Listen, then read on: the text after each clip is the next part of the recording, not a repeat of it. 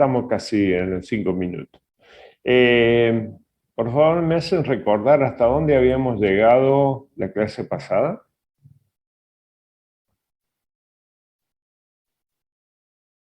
Ok, así que habíamos visto todo esto. Esto también. Este le había dejado para que lo vean. ¿Vimos el simulador de esto? Ya lo vamos a ver. Y comenzamos en potencia de corriente alta. Perfecto, muy bien. Gracias. Bueno, vamos a comenzar desde acá. Vamos a repasar este ejercicio y después comenzamos con la potencia. Muy bien. ¿Estamos ya? Perfecto. Acá teníamos un circuito, una resistencia de 600 ohms, ¿no es cierto?, que está conectada en serie con un inductor que tiene una inductancia de 0,5 Henry o Henry en castellano, y un capacitor de 0,2 microfarad o microfaradio.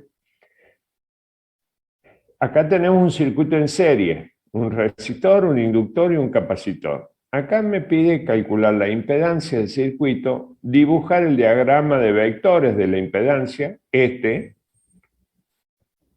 para dos situaciones. Una situación con una frecuencia de la fuente de 400 Hz y para otra situación de una frecuencia de la fuente de 600 Hz.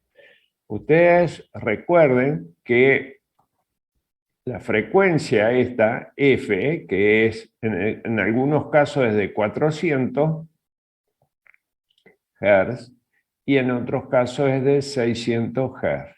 ¿Está bien? ¿Cómo afecta esto? Bueno, la frecuencia angular, omega, es igual a 2pi por frecuencia. ¿Está bien? Si aumenta la frecuencia angular. Y fíjense que en la reactancia inductiva, XL, la reactancia inductiva es igual a omega por L. Así que si la frecuencia angular aumenta, la reactancia inductiva también aumenta. Y en el caso de la reactancia capacitiva, vamos a ver que es inversamente proporcional. ¿Sí? Si aumenta la frecuencia, la reactancia capacitiva disminuye. ¿Está bien? Es inversamente. Entonces, si esto se modifica la frecuencia angular, se modifica la reactancia inductiva y capacitiva. Una directamente y la otra en forma inversa. ¿No es cierto? Eso es lo que tenemos ahí. Bueno, en el caso de la primera consigna de 400 Hz, nosotros vamos a tomar que A, la reactancia inductiva, va a ser omega por L, como dijimos recién. Y omega es 2pi por frecuencia por L. Entonces ahí tenemos 2pi por frecuencia. Acá me faltó la unidad, por favor, después la completan, ¿sí? A ver, la completan y todo esto me va a dar ohm. ¿Está bien? La reactancia capacitiva, 1 sobre la frecuencia angular por la capacitancia del capacitor, así que 1 sobre todo esto me va a dar ohm también. ¿Sí? Ahora fíjense en el triángulo de las impedancias, si ustedes recuerdan el triángulo de las impedancias, acá teníamos un vector, vamos a hacer el mismo color, un vector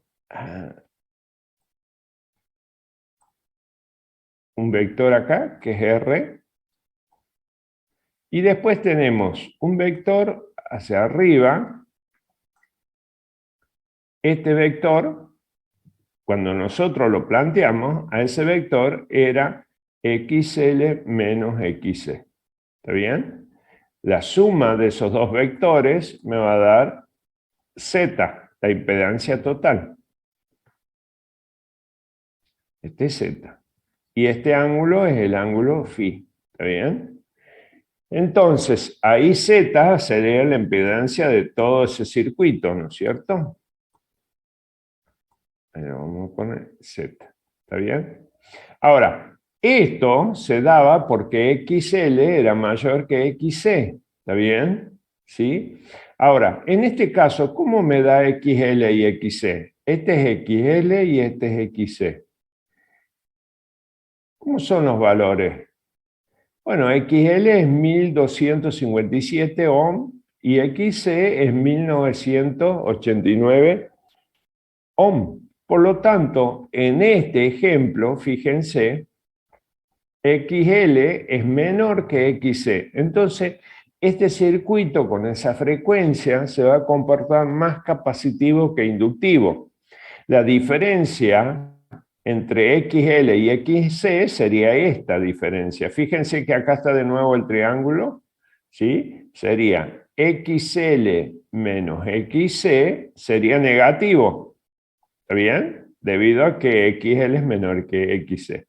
Por lo tanto, si esto es negativo, Z va a estar acá, acá está la resistencia, y este va a ser el ángulo phi. Fíjense que si el ángulo está hacia arriba va a ser positivo y si el ángulo está hacia abajo va a ser negativo. ¿Estamos? Esto es lo que está pasando acá. Es un poco lo que habíamos visto nosotros acá con los ángulos, 0, positivo, negativo, positivo entre 0 y 90, negativo entre 0 y menos 90. Si XL, fíjense que acá planteamos si XL es menor que XC, bueno, el ángulo va a ser negativo. Y si es al revés, XL es mayor que XC, el ángulo va a ser positivo. ¿Está bien? Muy bien. Esto que tienen acá, a ver, voy a tomar nota de los valores y vamos a ver si lo podemos representar en la gráfica. Tenemos un 600 ohm, después tenemos 0,5 Henry y tenemos 0,2 micro faradio sería, y tenemos una frecuencia de 400. Yes. Bueno, vamos al simulador. Fíjense que acá en el simulador, acá teníamos la resistencia, acá teníamos el inductor, acá teníamos el capacitor. Y si pasamos un cuadro más, acá tenemos el resistor, inductor y capacitor. Todo esto está conectado en serie. Y acá está la fuente de corriente alterna. Acá nosotros podemos modificar la frecuencia. Fíjense que acá está el triángulo de las tensiones, no de la impedancia. ¿Sí? Acá están las tensiones. Y fíjense que el ángulo phi cómo va a cambiar en función de la frecuencia. Ahí tiene un valor positivo y ahí tiene un valor negativo. ¿Eh? Vamos a tratar de poner los valores que teníamos. Fíjense, 600, a ver, 600 acá, si me da.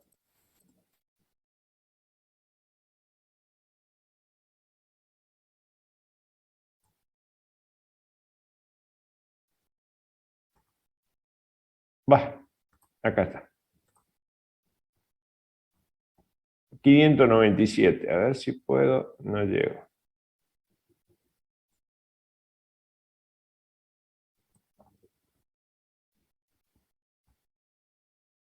Ahí está. El inductor era de 0,5 Henry. Bueno, está bien, 500 milihenry. Y este era de microfaradio, sería 0,2.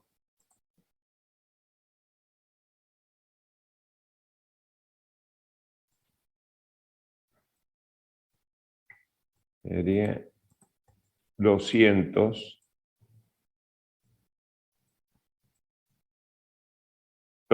nanofarads. Y y el inductor, ¿cuánto dijimos que era el inductor? Ah, ya dijimos 500 Hz. Bueno, en este caso, la frecuencia que teníamos nosotros era de 400. Ahí. Fíjense que los valores que están acá están muy próximos a lo que nosotros tenemos en el ejercicio. ¿Sí? Fíjense que acá tenemos un ángulo de menos 50,9 grados. Si nosotros vamos al ejercicio, acá me da un valor de menos 51 grados. ¿Está bien?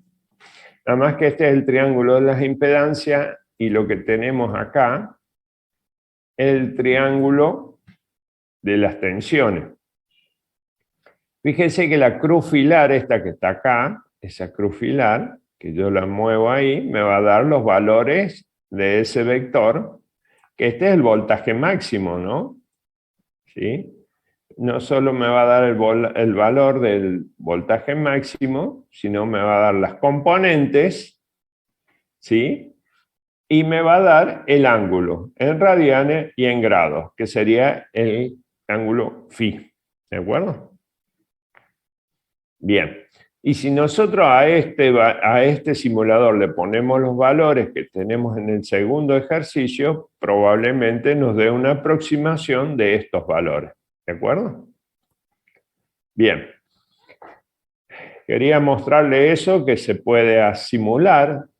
Este ejercicio se lo puede simular. Si ustedes tienen buen pulso, pueden llegar a los valores exactos que tenemos acá, ¿sí? Y también el ejercicio B. No recuerdo si les he pasado el link de ese simulador. Bien. Vamos de nuevo. Ahí le copio el link.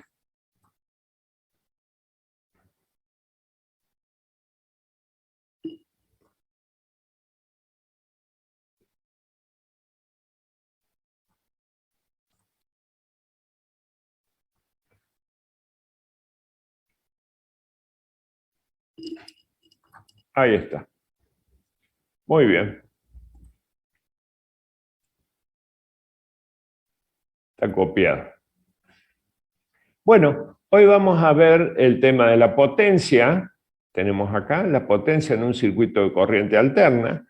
Acá lo que nosotros tenemos que recordar que la potencia entregada por la batería en un circuito de corriente directa es igual al producto de la corriente instantánea, ¿no es cierto? ¿Sí? De igual modo, la corriente instantánea entregada por una fuente de corriente alterna va a ser igual a P I por delta B. ¿Está bien? Pero en este caso, nosotros, ¿sí? Vamos a tener una corriente para un circuito RLC en serie, vamos a tener un valor de la corriente que va a tener esta forma, I máximo por el seno de omega t menos phi. Y va a tener esta otra forma, delta B, el voltaje, que sería este voltaje instantáneo, delta B máximo por el seno de omega t. ¿Está bien? Este era el ángulo de fase, ¿no es cierto? El ángulo de fase. Muy bien, perfecto. Acá nosotros lo que vamos a tener en cuenta que esta potencia entregada por la fuente solamente se va a disipar en forma de calor en el resistor. Nosotros acá tenemos un circuito RLC. Solamente en el resistor va a haber una disipación de energía en forma de calor, por efecto Joule. ¿Y qué va a pasar en el inductor? Bueno, en el inductor, tanto como en el capacitor, no hay pérdidas de energía, ¿sí? En un circuito de corriente alterna, no hay pérdida de energía. En estos dos no hay pérdida de energía. ¿Y qué pasa con la energía? Bueno, en medio ciclo, por ejemplo, en medio ciclo, el inductor, medio ciclo estamos hablando de esto, ¿no es cierto? Acá. En este medio ciclo, el inductor toma energía y la guarda en el campo magnético. ¿Está bien? Y en el otro medio ciclo, a esa energía que la tomó en el medio ciclo anterior, la devuelve al circuito. Y en el capacitor pasa exactamente lo mismo. En un medio ciclo la toma la energía y la guarda. ¿Dónde la guardaría el capacitor? ¿Sí? ¿Dónde la guardaría el capacitor? En el campo eléctrico, ¿no?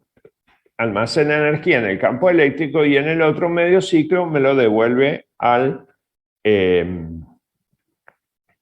circuito, ¿no? Entonces, en este caso, en el inductor y en el capacitor no hay pérdidas de energía, ¿eh? No hay pérdidas de energía en un circuito de corriente alterna, ¿no? Bueno, entonces lo que vamos a hacer, vamos a encontrar cuál es la potencia que nosotros tenemos acá, vamos a trabajar con estas dos expresiones, fíjense que acá se están multiplicando, y vamos a encontrar una expresión final donde me permita calcular la potencia, ¿no? La potencia, eh, la potencia disipada en un resistor, ¿no es cierto? Ya sabemos que en el inductor y el capacitor no hay pérdida de potencia, ¿no? La potencia, fíjense que acá, si tomamos una potencia promedio, esa potencia promedio va a ser igual a cero, igual que en el capacitor. Perfecto, vamos a trabajar con estas ecuaciones, multiplicamos esta cantidad por esta cantidad. Bueno, hacemos el análisis matemático, tic, tic, tic, todo esto, y llegamos a esta expresión final. La potencia promedio en este circuito va a tener esta forma. ¿Sí? Si ustedes quieren, después lo miran detenidamente y vemos que llegamos a esta forma final. ¿Está bien? Y acá vamos a hacer un truco matemático y vamos a decir que, por ejemplo, podemos decir que raíz de 2 multiplicado por raíz de 2, esto matemáticamente es igual a 2. ¿Está bien? Entonces, a partir de esto yo puedo decir, fíjense acá, potencia promedio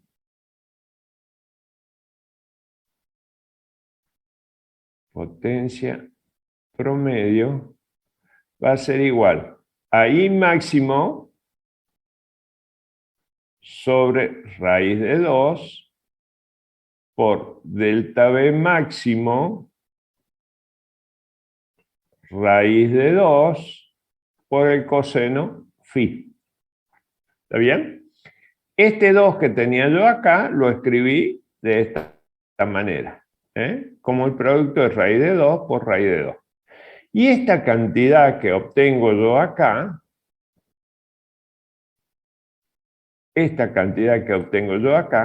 ¿qué sería? ¿Y esta otra? Bueno, en el caso de la primera sería el valor IRMS, o valor eficaz de la corriente. ¿Está bien? ¿Sí? Y el valor delta B RMS, o valor eficaz del voltaje. ¿Está bien? ¿Se acuerdan que lo vimos cuando vimos circuitos, resistencia en circuito, resistor en circuito de corriente alterna? ¿Sí? Bueno, entonces, ¿qué me queda? Que la potencia promedio va a ser igual a IRMS por delta B RMS por el coseno de phi. ¿Está bien?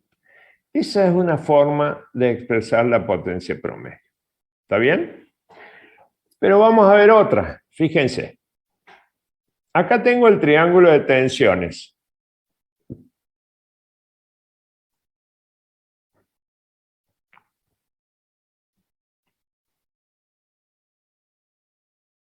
Triángulo de tensiones. Fíjense acá. Yo obtuve esta cantidad que está acá, ¿no? Yo puedo decir que, fíjense acá en el triángulo de tensiones, que el coseno de phi, miren acá de manera trigonométrica, ¿no? El coseno de phi va a ser igual a delta BR, cateto adyacente, dividido en la hipotenusa. delta BR, ¿está bien? Sobre delta B máximo. Ahí está. Perfecto. Fíjense acá, si yo reemplazo acá, en esta expresión, yo lo voy a escribir de nuevo. Potencia promedia va a ser igual a IRMS, pero no voy a escribir delta BRMS, voy a escribir delta B máximo sobre raíz de 2. ¿Está bien? Que es lo mismo. Dijimos que era lo mismo esto, ¿no? Esto que tengo acá es lo mismo que es esto. Por el coseno de phi, pero el coseno de phi me dice que es igual a delta BR, ¿está bien? Delta BR sobre delta B máximo, que es lo que tengo yo acá. ¿Está bien? ¿Sí? Ahora bien, acá multiplica delta B máximo y divide delta B máximo, entonces se cancelaría. ¿Sí?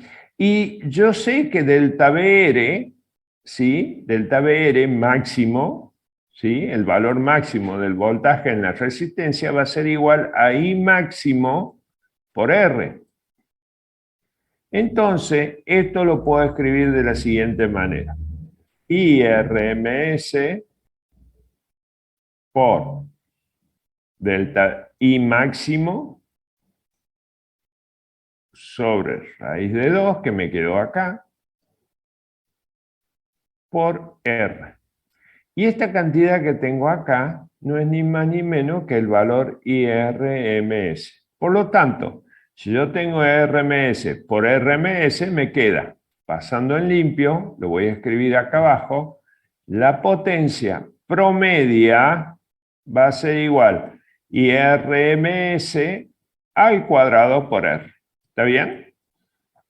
¿Se acuerdan que cuando vimos en el circuito, este es para el circuito de corriente alterna, ¿se acuerdan que para el circuito de corriente alta continua, IR al cuadrado por R, la potencia disipada en el resistor como en forma de calor, ¿no es cierto? Bueno, esta va a ser la energía, ¿no es cierto? La energía que va a disipar el resistor en forma de calor por efecto Joule, ¿no es cierto? ¿Sí? Lo mismo que teníamos en el caso de, este es corriente continua o corriente directa, y este es en el caso de corriente alterna. ¿Estamos? Y no va a haber solamente en el resistor, va a haber pérdidas de corriente, pérdidas de energía, y no va a haber pérdidas de energía en el inductor ni en el capacitor. ¿Está bien? No hay pérdida de potencia en todo caso. ¿Estamos ahí? ¿Preguntas?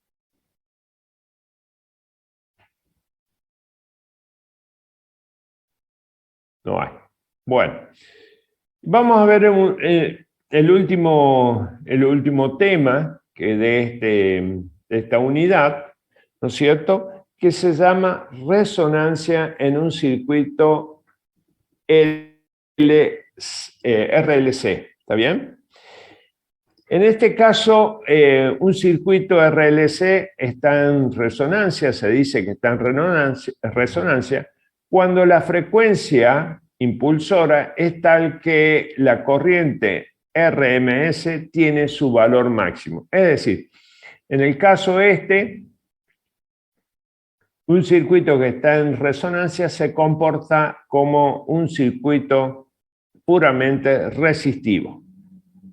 Un circuito RLC que está en resonancia se comporta como un circuito puramente resistivo. Fíjense, nosotros dijimos si está en resonancia, este valor IRMS va a ser el valor máximo. ¿Está bien?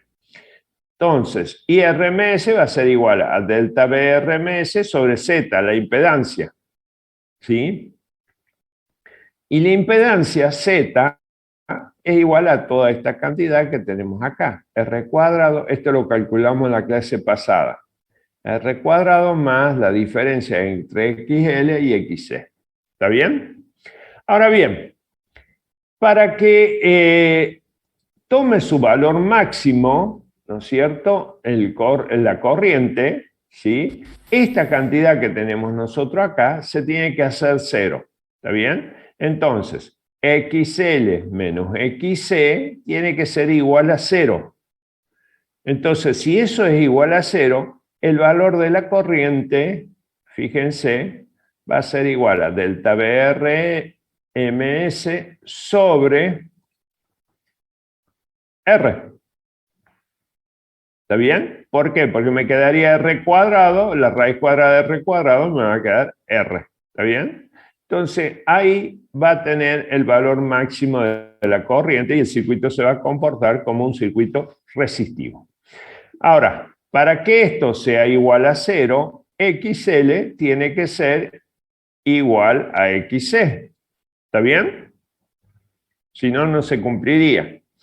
Si ustedes recuerdan que XL, acá tengo, XL es igual a omega, la frecuencia angular por la inductancia, y XC es igual a 1 sobre la frecuencia angular por la capacitancia, ¿no es cierto?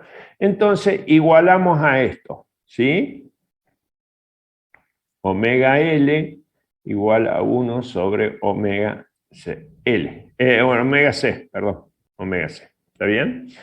A esta frecuencia que cumple esta condición, a esta frecuencia, le vamos a llamar frecuencia de resonancia y le vamos a agregar un cerito ahí.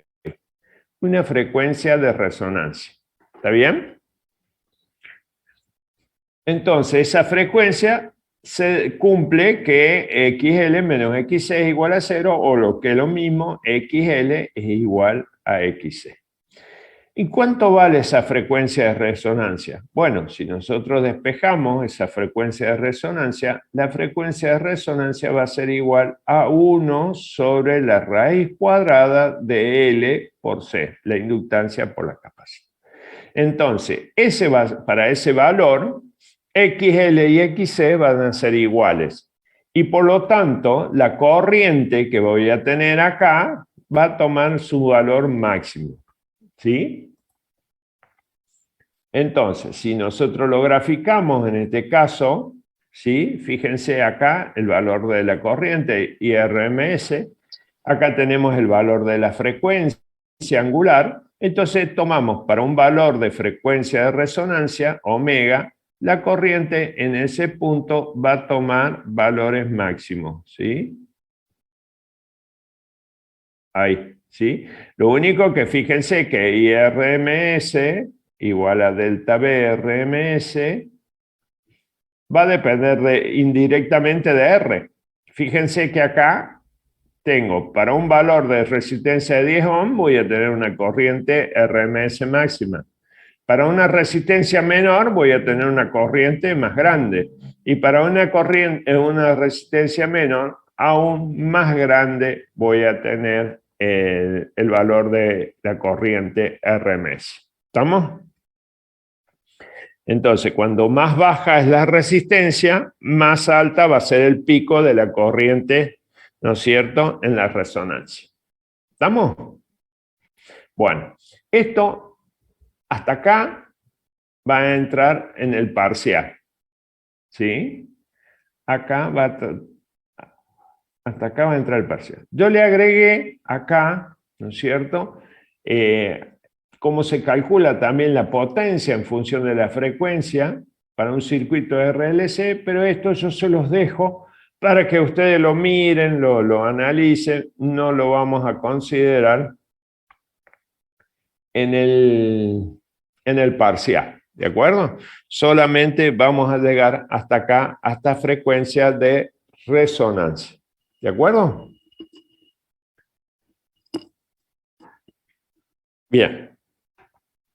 Esto se lo dejo como complemento, ¿no? Bien. Muy bien. Y acá, con ese tema de resonancia, terminaríamos esta unidad que comenzó allá allá atrás, como unidad número 11. Si mal no recuerdo, es la unidad número 11. ¿Está bien? Bueno, en esta unidad vimos generación de ondas, bueno, cómo se genera la corriente alterna, ¿sí?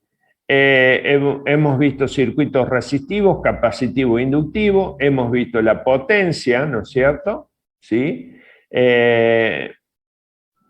Energía en impedancias y en cada caso, ¿no es cierto? Hemos visto los gráficos, hemos visto el circuito RDC en serie, hemos calculado la potencia, hemos visto la disipación de energía o qué pasa la energía en el capacitor, en el inductor, y también vimos el triángulo de impedancia, triángulo de tensión, y de potencia no lo vimos, ahora se lo voy a hacer antes que me olvide, ¿no es cierto? Triángulo de potencia, y la resonancia en serie, la frecuencia de resonancia, ¿no? En el caso de potencia, antes que me olvide, acá, vamos para acá, ¿sí? Tiqui, tiqui, tiqui. ¿A dónde estábamos? Potencia. Cuando nosotros hablamos de potencia en un circuito de corriente alterna, podemos hablar de cuatro potencias. Potencia instantánea, que es igual ahí por delta V, que lo vimos recién. Podemos hablar de una potencia activa, podemos hablar de una potencia reactiva y podemos hablar de una potencia aparente. ¿Está bien? La potencia activa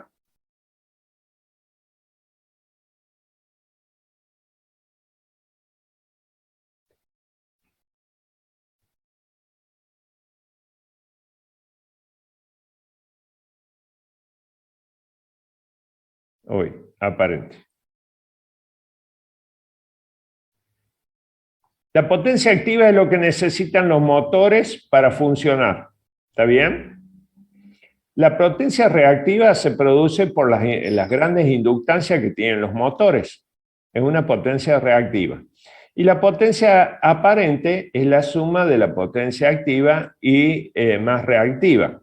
Fíjense que nosotros, si hacemos el triángulo de potencia, vamos a tener una potencia activa, acá, potencia activa, vamos a tener una potencia reactiva, Q, que esto se va debido a las impedancias, a los bobinados que tienen los motores, sobre todo en las industrias.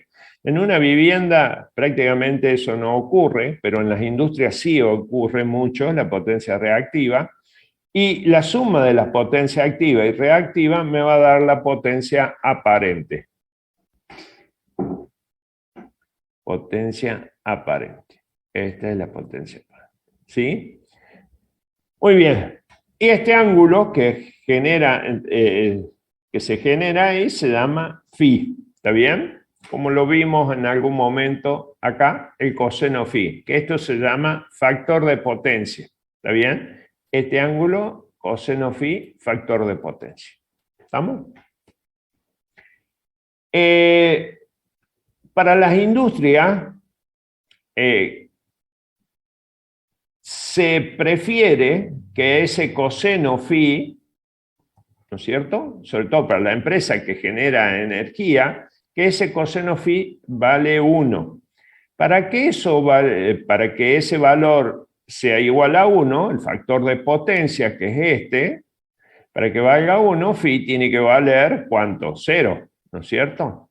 Entonces, como eso no pasa debido a la potencia reactiva, este valor no es 1. Entonces, lo que se les pide a las industrias, que ese coseno phi sea lo más próximo a 1. ¿Está bien? Puede ser 0,90, puede ser 0,95.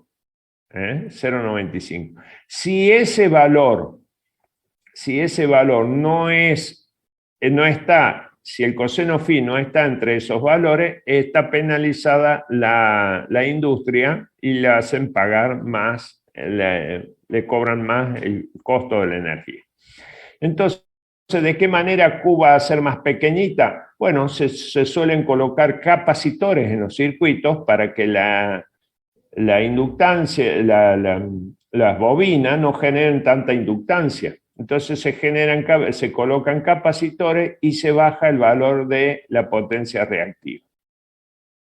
Entonces, de esa manera, el coseno phi se hace cercano a 1, ¿no? Acá se establece que la potencia activa, la unidad de la potencia activa se establezca en watts, la potencia reactiva se establezca en volt-ampere reactivo, que es watt también, ¿no es cierto? Volt-ampere es watt, ¿sí?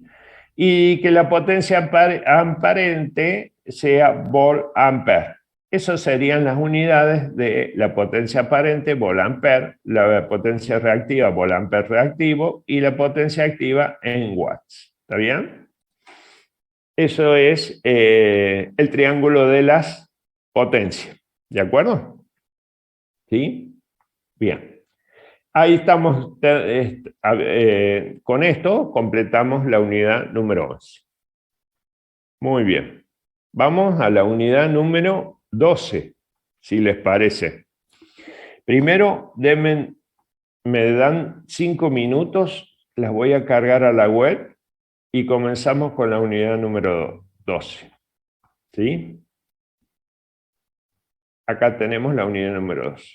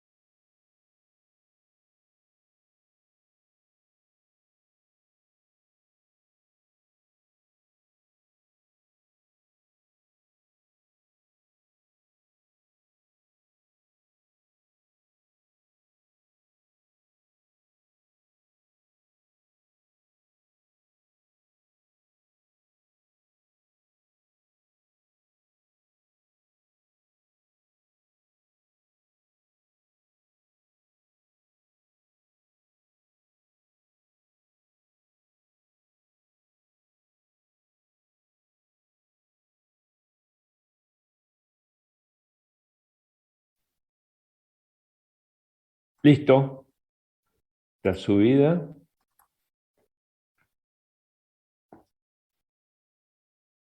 Dígame.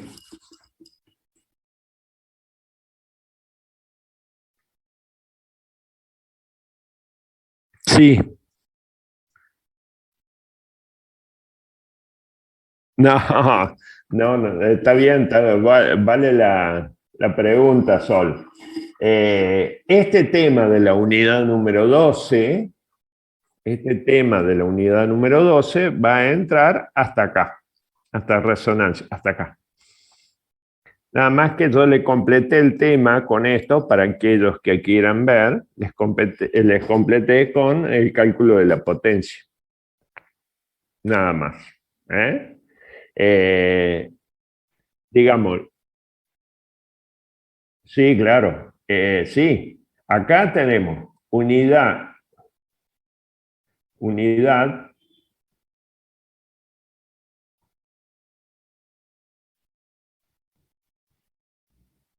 11, hasta acá, ¿de acuerdo? ¿Sí? Sí, fíjate, Sol, que tenemos que ver la unidad 12 y la unidad 13, ¿sí? La unidad 12 y la unidad 13, y nada más. Y ahí terminamos. Yo creo que vamos a terminar antes de la fecha de parcial, así que nos van a quedar como clases de consulta, ¿sí? ¿Estamos? Bueno, no, por nada. Bueno, eh, ¿qué vamos a ver acá en la unidad número 12? Bueno, en la unidad número 12, ¿pueden ver ustedes el trabajo? Franco me preguntaba si puedo repetir la unidad número 11. ¿Toda la unidad, Franco? Ah, bien. ¿Y ahí se entendió? ¿O quiere que lo repita?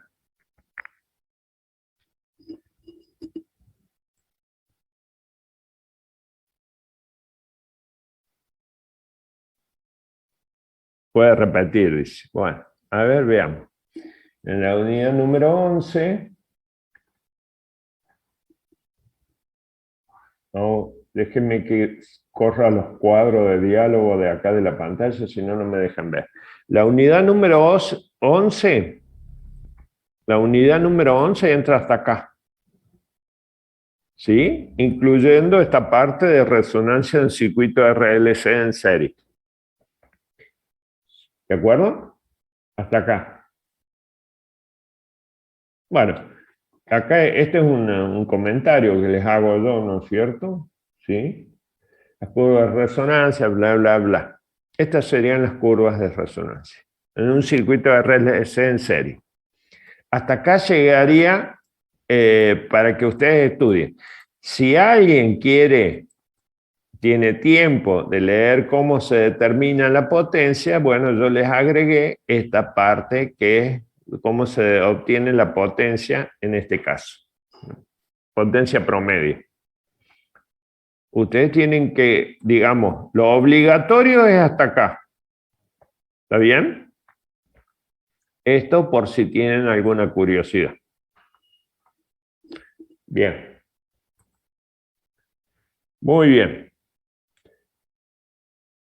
Vamos a la unidad número 2. Dice, fundamento de onda, ecuaciones de Maxwell. Ahora vamos a ver las ecuaciones de Maxwell. Dice, fundamento de ondas, ecuaciones de ondas viajeras, ecuación diferencial de ondas, generalización del electromagnetismo, ecuaciones de Maxwell en forma integral. ¿Está bien? Eso es lo que tendríamos que ver en esta unidad número 12. ¿Está? Vamos a empezar, antes de ver las ecuaciones de Maxwell, vamos a ver que ya lo habíamos nombrado nosotros cuando empezamos en la unidad número 8 a este señor Maxwell. Ya lo habíamos mencionado, ¿sí? Este señor Maxwell lo vamos a volver a nombrar acá en la ley de Ampère. Fíjense que en el caso de la ley de Ampère, esta va a ser una ley de Ampère Maxwell, o también se conoce como ley de Ampère generalizada, porque la ley de Ampère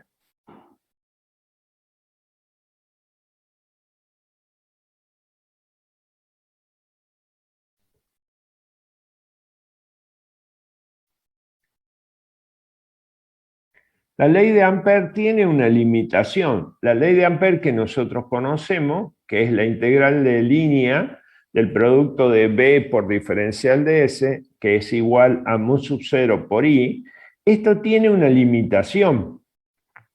Porque esto es solamente válida, esta corriente que tenemos acá, es solamente válida para corrientes, dice, corrientes estables.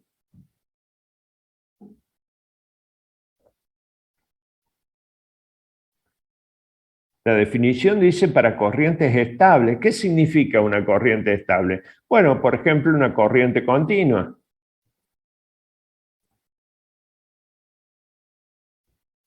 ¿Está bien? Esa es una corriente estable.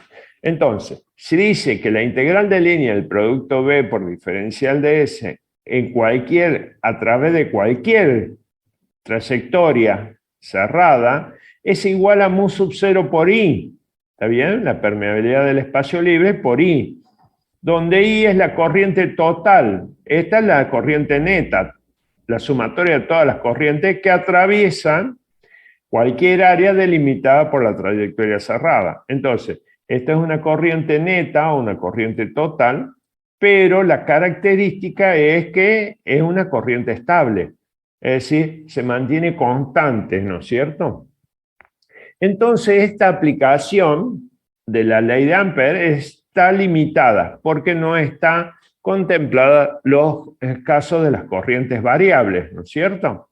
Entonces, ahora vamos a ver, para generalizar esta ley, Maxwell propuso algo, ¿no? Y ahora lo vamos a ver qué es lo que propone Maxwell. Nosotros acá tenemos que la corriente, esto por definición, esta es la corriente diferencial de Q sobre diferencial de T. Esta corriente le vamos a llamar corriente, esta ya la vimos, esta definición, le vamos a llamar corriente de conducción.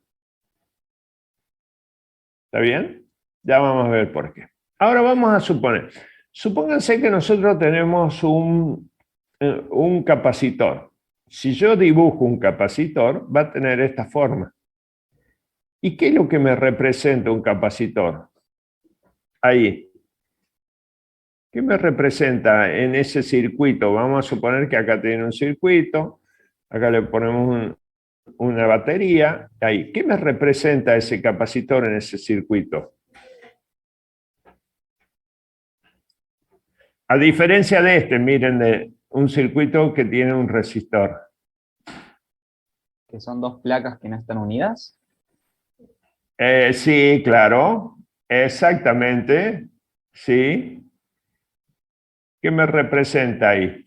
Como una discontinuidad en el circuito. Fíjense en el caso del resistor, ¿ven que hay una continuidad? Bueno, en el capacitor me indica una discontinuidad. Y nosotros decíamos que esto, cuando se cargaba, había una corriente, ¿no es cierto? Una corriente, pero ¿cómo pasaba la corriente de un lado a otro? Esa es la pregunta, ¿no es cierto?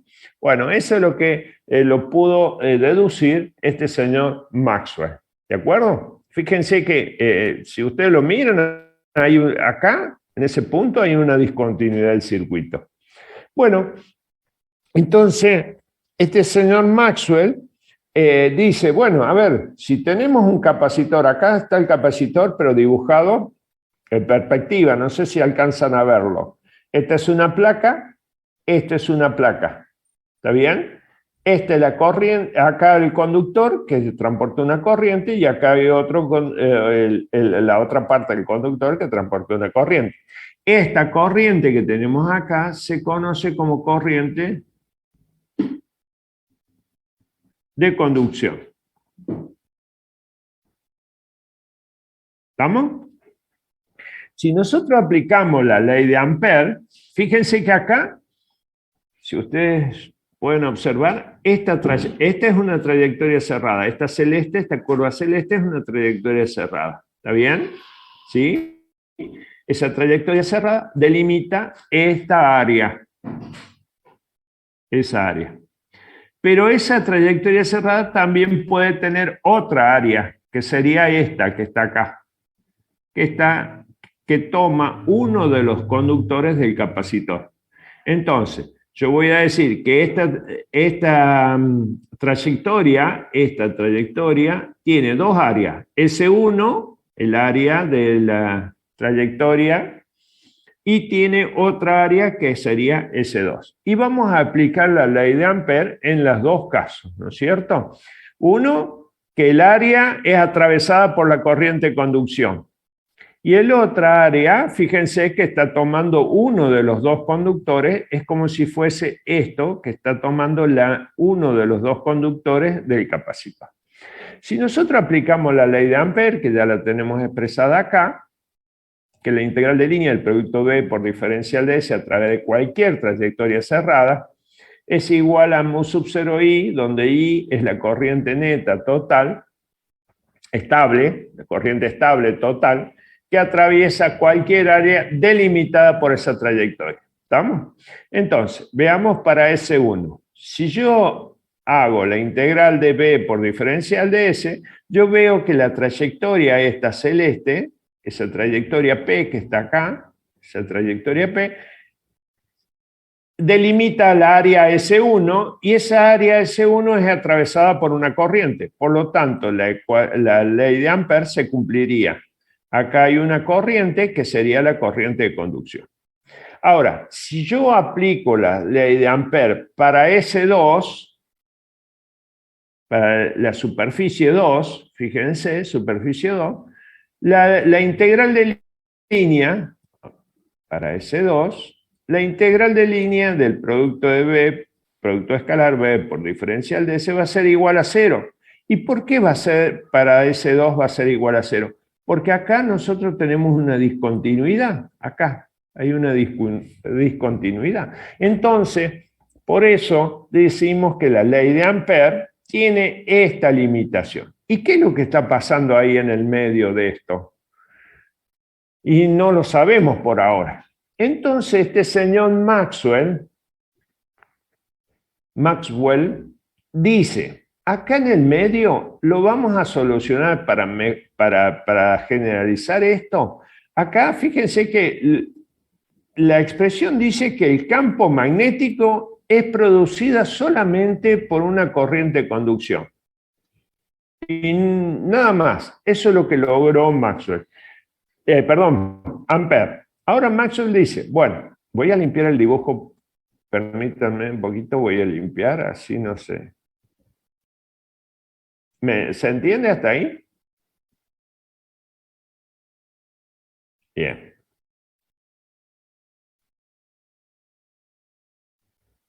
Acá Maxwell dice, bueno, pero acá hay un campo magnético, ¿está bien? Acá va a haber un campo magnético entre las dos placas, perdón, campo magnético, un campo eléctrico. Hoy el profe se levantó dormido, más dormido que ustedes. Acá hay un campo eléctrico, ¿sí? Bueno, entonces dice, si el capacitor se empieza a cargar, el campo, la carga del conductor va a ir aumentando. Y conforme vaya aumentando la carga del conductor, ¿está bien? Va a ir aumentando el campo eléctrico, ¿no es cierto? ¿Sí? Bueno, entonces lo que hizo Maxwell es proponer que acá hay una corriente y le llamó una corriente de desplazamiento. Esa corriente de desplazamiento va a ser directamente proporcional al campo eléctrico. Y fíjense, le dijo, bueno, esa corriente que existe ahí, esta era la de conducción, acá en el medio había una corriente de desplazamiento y acá una corriente de conducción, ¿no es cierto? No podía ser que esté discontinuo eso. Entonces esa corriente de desplazamiento la llamó epsilon 0, la permitividad del vacío, por la rapidez del cambio del flujo eléctrico. La rapidez de cambio en el tiempo del flujo eléctrico. ¿Se acuerdan del flujo eléctrico? ¿Sí? Hay un campo, va a haber un flujo, ¿no es cierto?, a través del área. Entonces, esta corriente le llamó corriente de desplazamiento. ¿Está bien? Entonces, por eso a esta nosotros le pusimos corriente de conducción y esta es una corriente de desplazamiento. Entonces, ¿cómo solucionó el problema de la ley de Ampère? Bueno, lo que hizo a esta corriente le agregó, en este caso del capacitor, le agregó un término más. No solo corriente de conducción, sino corriente de desplazamiento. ¿Está bien? Entonces la ley de Ampère generalizada o ley de Ampère-Maxwell quedó de esta manera. B por diferencial de S, acuérdense que este es un diferencial de trayectoria, es igual a mu sub 0 por I más una corriente de desplazamiento, contemplando que estos serían campos eléctricos constantes y estos campos eléctricos variables. Entonces, lo que dice este señor que el campo magnético lo puede producir tanto una corriente de conducción como una corriente de desplazamiento. Es decir, el campo magnético es producido por una corriente, que ya lo vimos en la ley de Biot-Savart, tanto como un campo eléctrico que varía en el tiempo. ¿Estamos? ¿Sí? Bien. ¿Sí? La corriente de conducción produce un campo magnético. ¿Sí? Y bueno, en este caso, lo que dice Ampère es que el campo magnético puede producirse por una corriente o por un campo eléctrico variable. ¿Está bien? El campo magnético es producido por una corriente, como lo decía Biot-Savart, o como un campo eléctrico, que varía en el tiempo. ¿Está bien? Perfecto. Entonces, ¿cómo nos queda la ley de Ampère? La ley de Ampère nos va a quedar que B por diferencial de S va a ser igual a mu sub 0, factor de I, la corriente de conducción, más epsilon 0 por la rapidez del cambio del flujo eléctrico en el tiempo. Y ahí nos queda, ahora ya está generalizada la ley de Ampère, ya no tiene limitaciones, por lo que hemos dicho en este momento, que el campo magnético puede ser producido por una corriente o campo eléctrico variable. ¿Está bien? Esto es lo que planteaba Maxwell, ¿no? De la limitación de la ley de Ampère, ¿sí? Acá yo les puse para recordar que era el flujo eléctrico, ¿sí? ¿Y será lo mismo esto o no será lo mismo? ¿Qué dicen ustedes? Vamos a ver un ejemplo.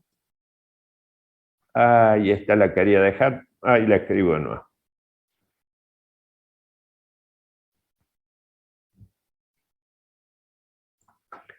Bueno, seguramente está, en algún lado está escrita.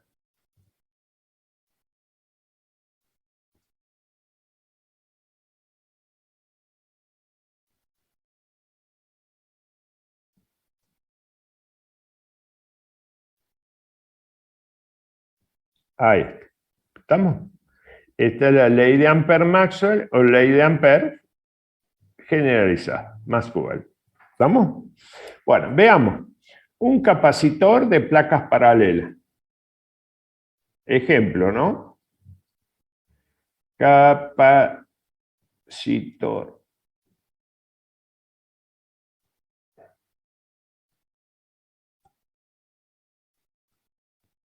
¿Se acuerdan que era un capacitor de placas paralelas?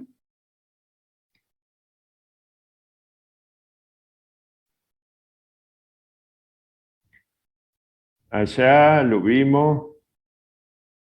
Ya rindieron el parcial. ¿O no? Claro. Ahí está, un capacitor de placas paralelas. Ahí está. Esta distancia de separación de, ¿se acuerdan? De, esto es D, ¿está bien? Acá hay una carga negativa, de este conductor es una carga negativa y la carga de este otro conductor es positiva. Por lo tanto, en el medio del capacitor va a haber, ¿qué va a haber ahí? Un campo eléctrico, ¿no? Ahí, un campo eléctrico. Perfecto. Muy bien. Bien. ¿Cuál sería el flujo ahí entre el capacitor? Bueno, el flujo que va a haber acá en el medio, el flujo eléctrico va a ser igual a E por A, por un área, ¿no es cierto? Por el área. Perfecto, muy bien. ¿Y E a qué de igual E? Bueno, entre las placas del capacitor, E es igual a sigma sobre epsilon 0. ¿Y sigma qué es? Bueno, sigma es la densidad de carga superficial de las placas. ¿Está bien? Entonces podemos escribir que E va a ser igual a sigma sobre epsilon 0, o también podemos escribir que es Q sobre A por epsilon 0. ¿Está bien? ¿Sí? Si lo reemplazamos acá en el flujo,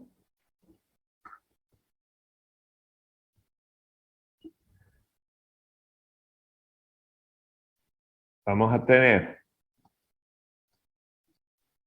el flujo eléctrico va a ser igual a E por A y va a ser igual a Q por A por epsilon 0 por A. Ahí está. Simplificamos A. Entonces el flujo, en este caso, el flujo a través de la placa del capacitor va a ser igual a Q sobre epsilon 0. ¿Está bien? Ahora, dice este señor Maxwell que la corriente de desplazamiento es igual a epsilon 0 por la derivada del flujo con respecto al tiempo. ¿Está bien? Por lo tanto, puedo decir que epsilon 0 por la derivada con respecto al tiempo de esta cantidad, que sería Q sobre epsilon 0. Pero epsilon 0 y epsilon 0 es una constante, no va a variar en el tiempo y está multiplicando y dividiendo, por lo tanto, acá me queda que la derivada de Q con respecto al tiempo. Entonces, ¿qué es la corriente de desplazamiento? Bueno, acá me queda que la corriente de desplazamiento es la derivada de Q con respecto al tiempo. ¿Está bien? Y esto, por definición, es igual a la corriente de conducción, es decir, la corriente que propone Maxwell, corriente de desplazamiento, es igual, por lo que podemos observar acá, es igual a la corriente de conducción. ¿Sí? Es igual a la corriente de conducción. Es decir, la corriente de conducción es igual a la corriente de desplazamiento. ¿Sí? ¿Estamos? Bueno. Sí. Sí.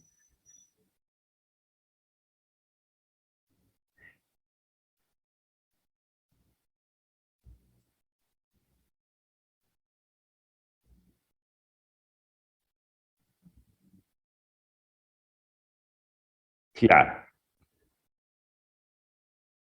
Bueno, pero el origen de las corrientes de conducción y de desplazamiento no son las mismas. ¿Está bien? El origen de la corriente de conducción es un campo magnético constante, digamos, y el origen de la corriente, el origen físico de la corriente de desplazamiento es un campo eléctrico variable en el tiempo. Sí toman el mismo valor, pero no tienen el mismo origen físico. ¿Estamos? Bien. Bueno, perfecto. Acá, mira, esto es importante. La corriente de desplazamiento tiene su origen físico en un campo eléctrico variable en el tiempo. ¿Está bien? ¿Sí? Bueno, pero fíjate vos que nosotros empezamos acá planteando de que acá en un capacitor había una discontinuidad en el circuito. ¿Y cómo es? Bueno, acá hay una corriente de conducción producida por la batería, en este caso en la fuente, y acá en el medio no había nada, ¿te acordás? ¿Cómo podía ser que la corriente de conducción llegaba hasta esta placa y luego la corriente continuaba y en el medio había una interrupción? Bueno, esa corriente que se produce en el medio se llama corriente de desplazamiento y es producida por la variación del campo eléctrico. ¿Estamos? Perfecto, muy bien. Ahora ya estamos en condiciones de expresar las corrientes, las ecuaciones Maxwell. Otra cosa importante acá que estoy observando, esto, el punto central de este formalismo es que el campo magnético se produce tanto por corrientes de conducción, como lo decía la ley de Biot-Savart, como de campos eléctricos variables en el tiempo, como lo plantea Maxwell. Eso es importante, muy importante, ¿no? Bueno. Muy bien, ahora vamos a las ecuaciones de Maxwell. Estas ecuaciones de Maxwell son 4 ecuaciones. La primera es la ley de Gauss, que ya la conocemos, ¿no es cierto? La ley de Gauss para el magnetismo es igual a, no existe, es igual a 0. La integral de línea del producto B por diferencial de área es igual a 0. No hay una ley de Gauss para el magnetismo. La ley de Gauss, ¿se acuerdan la ley de Gauss? Bueno, esto era, se podía producir porque podíamos aislar la carga, una carga positiva y una carga negativa. ¿Está bien?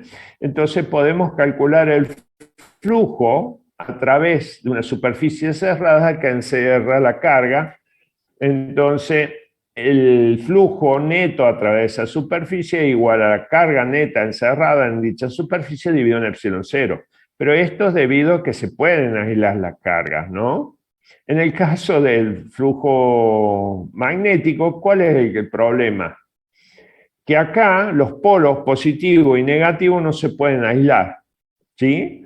Entonces, ese es el gran problema de calcular el flujo magnético a través de una superficie cerrada, porque la misma cantidad de líneas que van a entrar a una superficie son las mismas que van a salir de esa superficie. Entonces, acá esto me está diciendo que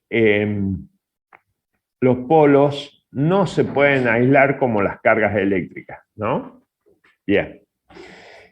Después tenemos, vamos de nuevo. Tenemos las ecuaciones son estas. La primera, la ley de Gauss. La segunda, la ley de Gauss para el magnetismo. La tercera es la ley de Faraday. Fíjense que la ley de Faraday se expresa, la Fe inducida, es igual, también la podemos expresar como la integral de línea del campo eléctrico que produce la corriente por un diferencial de S, que es diferencial de trayectoria. Esta es la forma general, la ley de Faraday, ¿no? Y también tenemos la ley de Ampère-Maxwell, que la acabamos de ver, ¿no es cierto? La acabamos de ver como la propone Maxwell, ¿no? Entonces, estas 4 ecuaciones, que se las conoce como las ecuaciones de Maxwell, resumen las propiedades de los campos eléctricos y magnéticos. ¿Está bien?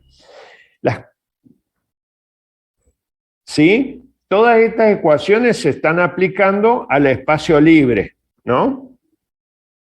Fíjense que acá hay una pequeña descripción.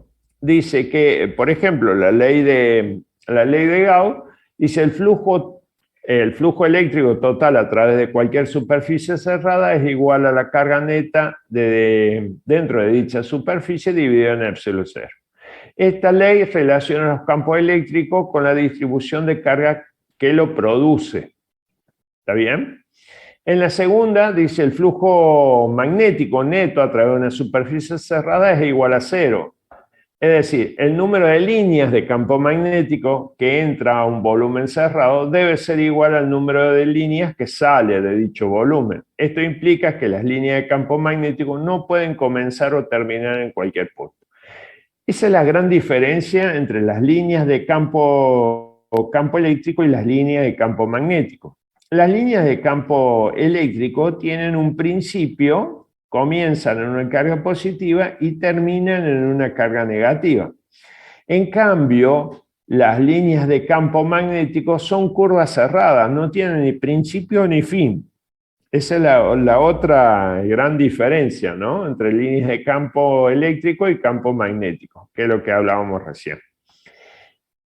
En la ecuación 3 dice, esta ley afirma que la Fe inducida es igual a la integral de línea del campo eléctrico alrededor de cualquier trayectoria cerrada y es igual a la relación del flujo a través de cualquier superficie delimitada por dicha trayectoria, ¿no? Es una forma general de presentar a la ley de Faraday. En este caso, dice que la corriente inducida es producida por un campo eléctrico inducido. En este caso, el campo eléctrico inducido no es conservativo como el campo eléctrico producido por las cargas eléctricas, ¿no? Este no es conservativo, este sí es conservativo.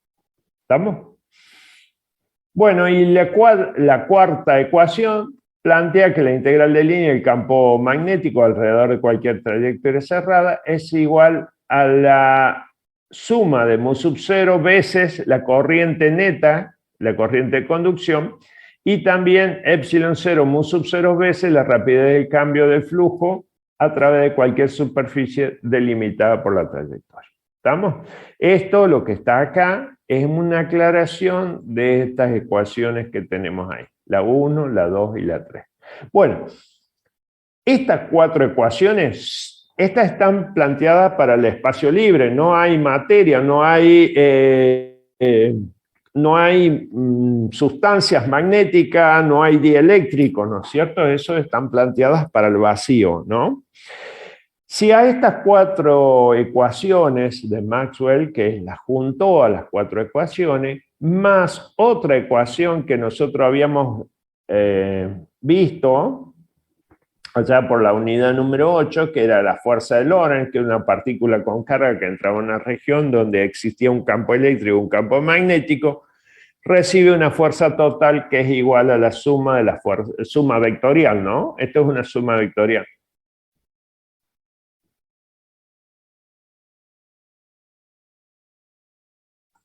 Es una suma vectorial de la fuerza eléctrica más la fuerza magnética. Esa es la fuerza total que recibe esa partícula con carga, ¿no?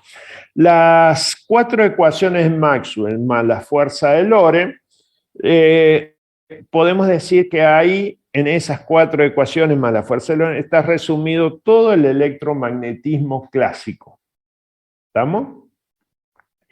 Digamos, como un resumen de todo lo que vimos desde la unidad número 8 o antes hasta ahora, ¿no? Acuérdense que los fenómenos eléctricos y los fenómenos magnéticos son inseparables y todo queda resumido en esto que se llama el electromagnetismo. ¿Estamos? ¿Sí? ¿Preguntas hasta acá? ¿Dudas? ¿Inquietudes?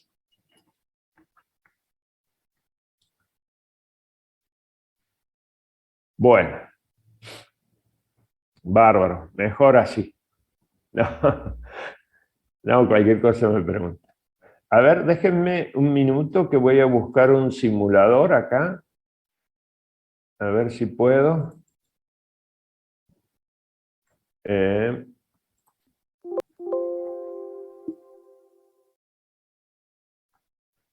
Yo sé que los he cansado un poco con los simuladores.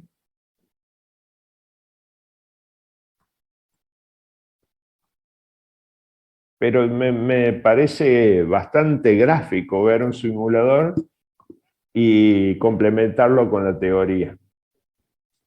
No sé qué opinan ustedes.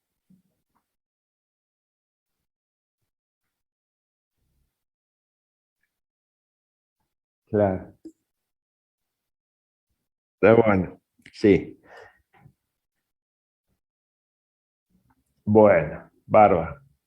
Ahora vamos a ver acá, a continuación, una onda electromagnética. Bueno, en este caso, ondas electromagnéticas planas. A ver si las pueden ver ahora. Ahí. Esta es una onda electromagnética. ¿Se puede ver? Bueno, fíjense que hay campos eléctricos y campos magnéticos vibrando en una dirección. Por ejemplo, en este caso, el campo eléctrico está vibrando en una dirección Y. Acá, en una dirección Y. El campo magnético, por ejemplo, está en una dirección Z. ¿Está bien? Y la onda avanza acá en esta dirección con una velocidad en la dirección X. Bueno, acá está la velocidad, justo acá. C le llaman. Ya vamos a ver por qué le llaman C. ¿Está bien? Esta sería la dirección X, ¿no? Fíjense que el campo eléctrico vibra, toma valores máximos y mínimos, ¿no? A medida que va avanzando. ¿Sí? Acá vamos a ver si lo podemos ver de otro punto de vista. A ver, ahí. Ahí lo ven de frente. Bueno, B está en el eje Z, así que prácticamente no se ve. Entonces, una onda electromagnética tiene campos eléctricos y campos magnéticos que están vibrando. A ver si lo podemos ver de otra manera.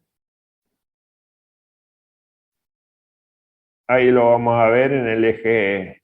Bueno, los ejes yo los he pintado sobre la pantalla, por eso se han quedado. Ahí los voy a borrar.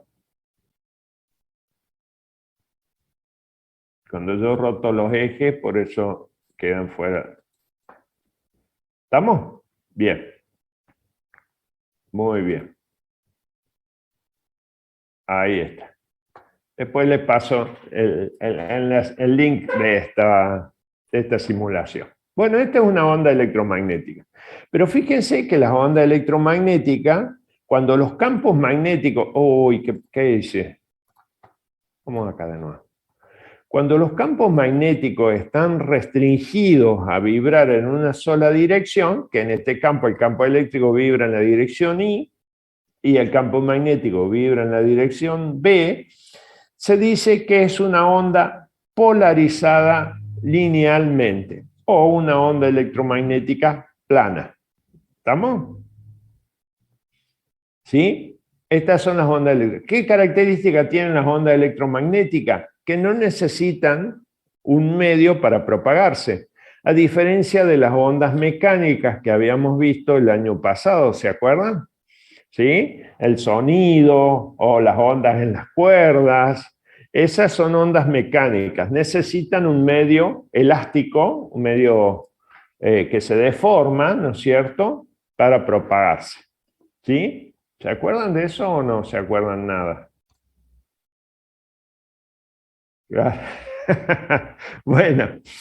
Bueno, acá nosotros lo que vamos a analizar es una onda electromagnética plana, es esta onda que está restringida a variar en una sola dirección, ¿no es cierto? ¿Sí? Acá fíjense que yo en el dibujito les he puesto, acá están los valores máximos de campo eléctrico y campo magnético. Bueno, este sería una onda que está tomando valores máximos, mínimo, vibra en la dirección. Fíjense que E vibra en la dirección I, ¿no es cierto? Entonces, el componente del campo eléctrico está en el plano IZ, IX. En cambio, el campo magnético vibra en la dirección Z y está contenido en el plano XZ. ¿Está bien?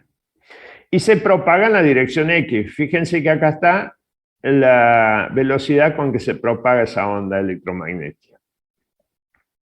¿Estamos? Bueno, esta onda se llama onda polarizada linealmente o una onda electromagnética plana.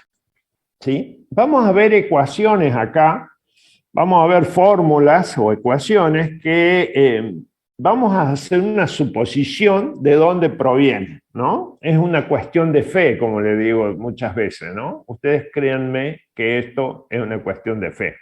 No vamos a deducir las ecuaciones, ¿sí? Fíjense que en este caso nosotros hemos puesto acá que el campo eléctrico y el campo magnético dependen únicamente del valor de X y el valor de T, ¿está bien? Y no van a depender ni de Y ni de Z. Por lo tanto, vamos a tener acá unas ecuaciones en segundo orden, ¿no es cierto? ¿Sí? Que es una ecuación del campo eléctrico y una ecuación del campo magnético, ¿está bien? Que dependen de X y de T. ¿Está? Estas ecuaciones que se llama ecuación de onda, estas ecuaciones que tenemos acá, ¿sí? Se llama ecuación de onda, tienen la misma forma de una ecuación de onda general. Una ecuación de onda general tiene esta forma, mire.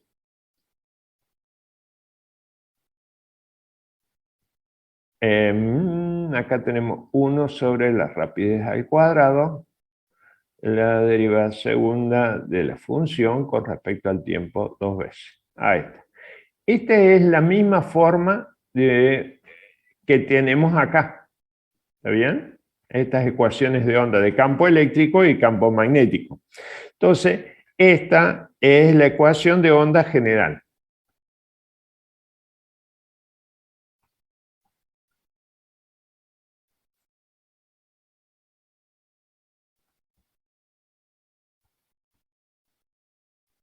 ¿Sí? Ecuación de onda general.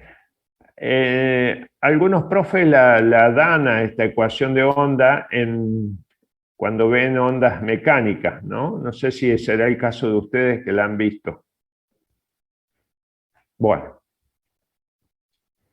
fíjense que tienen la misma forma, ¿no? Entonces, esta cantidad que tengo acá,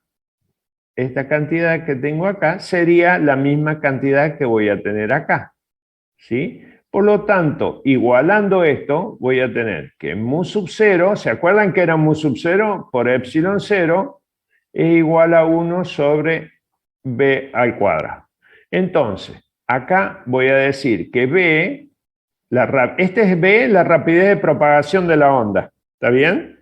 La velocidad con que se propaga la onda. B va a ser igual a 1 sobre la raíz cuadrada de mu sub 0 por epsilon 0. ¿Está bien? A esta B yo la voy a cambiar por una letra y le voy a llamar C. Ya vamos a ver por qué. C. Si ustedes hacen esta cuenta, ¿se acuerdan cuánto valía mu sub 0? ¿Alguien se acuerda cuánto vale mu sub 0? ¿Y cuánto vale epsilon 0? Son dos cantidades que habíamos visto nosotros a lo largo de física, de la materia. ¿Esta cómo se llamaba? ¿Y esta? ¿El epsilon cero no era la permitividad del vacío? Sí, correcto. Epsilon 0 es la permitividad del vacío. Discúlpenme, me han hablado dos juntos, no alcancé a escuchar el segundo alumno que me habló, o la alumna. Ah, bien, Sol. ¿Qué me decía, Sol? No te alcancé a escuchar. Elías me dijo que esta es la permitividad del vacío, correcto. Ah, bien, bárbaro. Disculpen, pero no los escuché a los dos juntos. ¿Y esta? ¿B? ¿Qué era?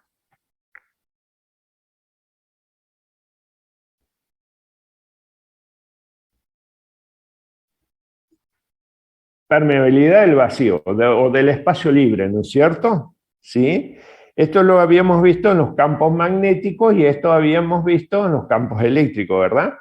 Ahora, fíjense que si nosotros reemplazamos estos valores, esto era algo así como 4pi por 10 a la menos 7 Tesla, metro, ampere, ¿se acuerdan? Y este era 8,85 por 10 a la menos 12,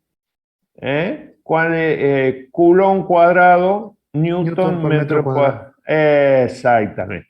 Si nosotros reemplazamos acá, vamos a calcular la velocidad de propagación de la onda electromagnética.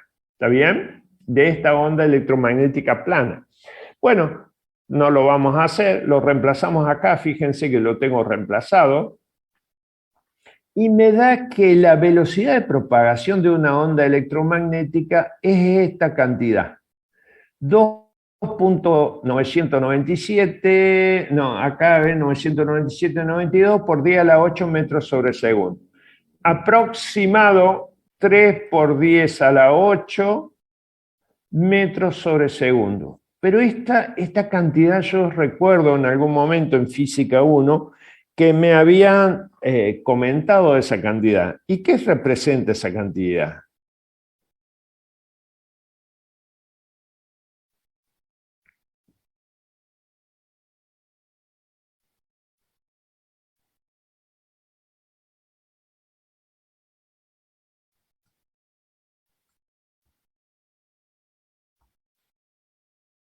Exactamente, muy bien, Sol. 3 por 10 a la 8 es la velocidad de propagación de la luz. Aproximado, ¿no? Entonces, ahora fíjense que la velocidad de propagación de una onda onda electromagnética es igual a la velocidad de la luz. Entonces, ahora cobra más fuerza la teoría de que la luz es una onda electromagnética. ¿Se acuerdan las teorías ondulatorias y teoría corpuscular de la luz que se peleaba Newton con Huygens? ¿O era onda o partícula? Bueno, a partir de los descubrimientos, fíjese que la historia, Maxwell entra también, ¿no es cierto? Entra en la historia confirmando que la luz es una onda electromagnética. La que después dice, bueno, a través de sus ecuaciones de Maxwell, nosotros podemos encontrar las ecuaciones de la onda, ¿no es cierto? ¿Sí? Y después, entonces, con esto, descubrimiento de Maxwell, dice que la luz es una onda, ¿sí? Y entonces cobra fuerza la teoría ondulatoria. Pero allá por 1900 y algo, 1907, no recuerdo bien, 1900 algo, aparece otro señor que también habla de esto, de la onda o partícula. ¿Quién era? El primero que dijo la partícula era Newton.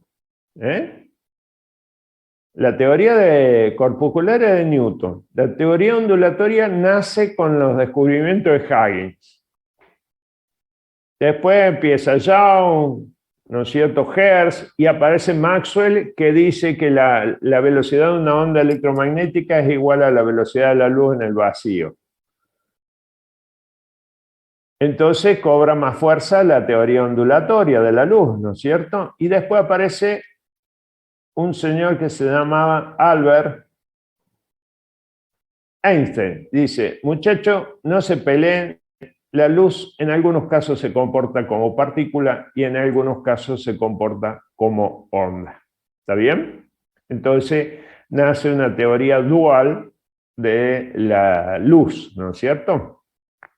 Se comporta como partícula y a esa partícula le llamó como a Einstein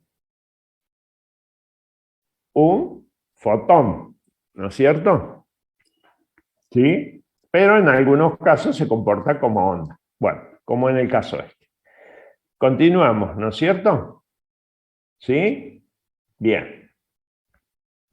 Ahora, estas ecuaciones de onda que tenemos acá, que nacen a partir de las ecuaciones de Maxwell, ¿no es cierto?, van a tener sus soluciones, las soluciones, es decir, que estas serían las soluciones de estas ecuaciones, que la derivada segunda de esta ecuación tiene que ser igual a esto, digamos, la derivada segunda tiene que ser igual a esta forma, ¿no? Entonces estas serían las soluciones para campo eléctrico y campo magnético. Fíjense que esta ecuación, ¿a dónde puse el lápiz? Acá. Esta ecuación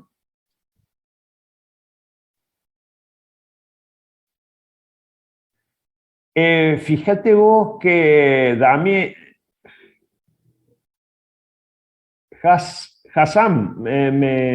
Dini Hassam me dice que es la teoría de la relatividad. Vos sabés que Einstein gana un premio Nobel por el efecto fotoeléctrico y no por su teoría de la relatividad. ¿Sí? Su teoría de la relatividad es un trabajo muy importante que hizo Einstein, pero no lo premiaron por eso, sino lo premiaron por el efecto fotoeléctrico, que alguna vez lo habrán escuchado ustedes. ¿Sí? Bien, ahí, porque Dina Hassan me decía que en teoría de la relatividad, me decía cuando estábamos hablando de Einstein. Bueno, muy bien, volvamos a lo nuestro. Estas soluciones que tenemos acá son la forma sinusoidal del campo eléctrico y el campo magnético, ¿no es cierto? Fíjense que tienen un valor máximo y van a variar como si fuesen formas sinusoidales del campo eléctrico, como teníamos acá, campo eléctrico, una onda sinusoidal, y el campo magnético por separado, otra onda sinusoidal. Ustedes lo van a ver acá, fíjense como si fuese una onda, ¿no? Una onda sinusoidal el campo eléctrico y una onda sinusoidal el campo magnético. Bien, volvamos a lo nuestro. ¿A dónde estábamos? Acá. Fíjense que tiene una función coseno en este caso, una función coseno, k por x menos omega t. Esta letra K se llama número de onda. Lo habrán visto ustedes en Física 1. Número de onda, ¿no? Ese número de onda, K, es igual a 2pi sobre la longitud de onda. La longitud de onda se obtiene entre los valores máximos, por ejemplo, acá, entre este valor máximo y el valor máximo siguiente, ¿no? A ver si lo podemos detener. Ahí está la longitud de onda. En este caso toma de este valor 0 a este valor 0, pasando por un valor máximo y un valor mínimo. ¿De acuerdo? También lo puedo tomar de este valor, de este punto. ¿Me ven el cursor ustedes? Sí, profe. Bien. De este punto a este punto. De los puntos que ustedes quieran, desde acá hasta acá. Pero siempre se repite el mismo punto, ¿no? Y pasando por un valor máximo y un valor mínimo. Esa es la longitud de onda.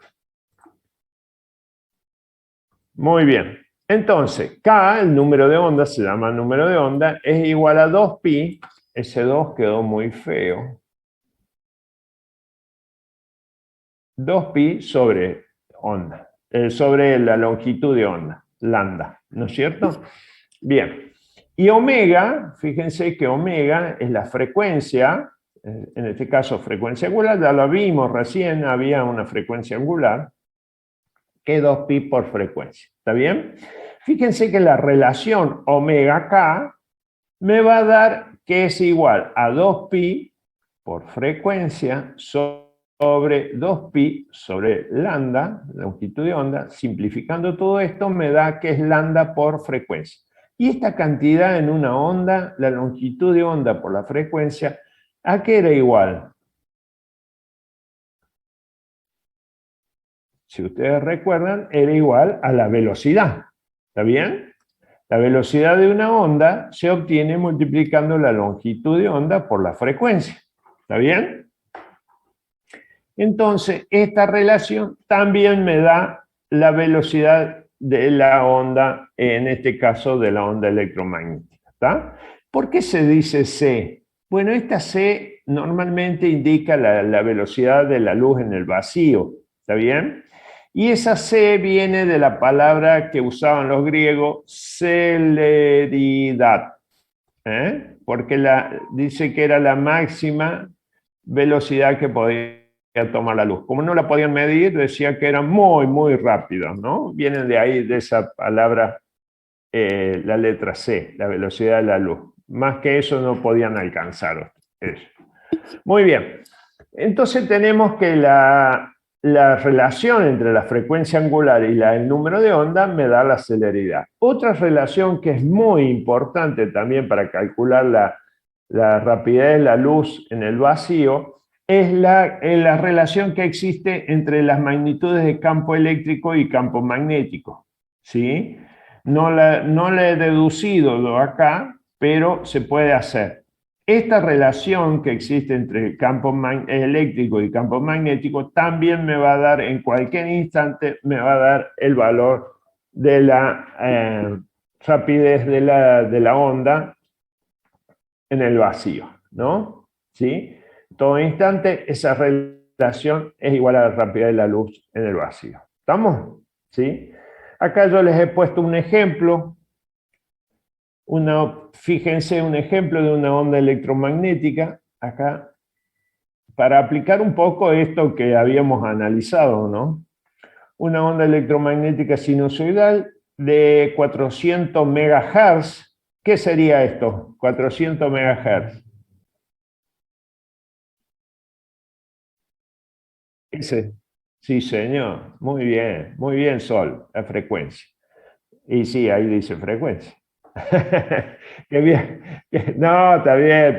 Que viajan en el espacio libre en una dirección X. Me pide calcular, por ejemplo, me pide calcular la longitud de onda y el periodo. Y me pide que también calcule la magnitud y dirección del campo magnético. Fíjense que en este caso, me dice que el campo magnético como datos me da la frecuencia y la magnitud del campo magnético. Y vectorialmente, la dirección del campo magnético, el valor máximo, pero esto es el módulo, ¿no? Y el vector sería 750 newton sobre Coulomb, que es la unidad de campo magnético, por J. ¿Qué es J? El versor. Esto le va a dar la dirección a esta cantidad, ¿no es cierto? Que es una cantidad escalar, es un módulo. Entonces, como ustedes tienen, recuerden ustedes que tienen los versores, vectores unitarios adimensionales, si me dice que es J, ¿en qué dirección va a tener el campo magnético? El campo eléctrico, perdón. Bueno, va a estar acá. Ese va a ser E máximo, la dirección de E máximo. ¿Está bien? Acuérdense que los versores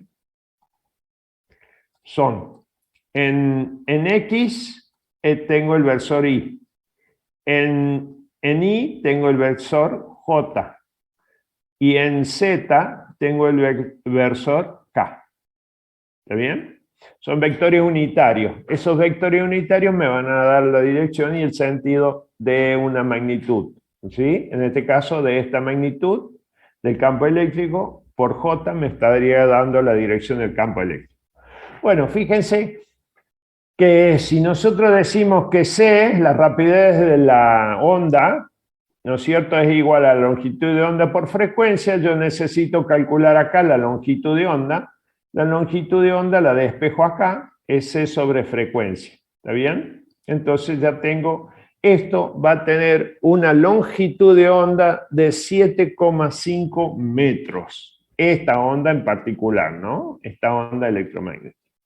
Y el periodo, bueno, el periodo es igual a 1 sobre frecuencia, por lo tanto va a tener un periodo de 2.5 por 10 a la menos 8 segundos.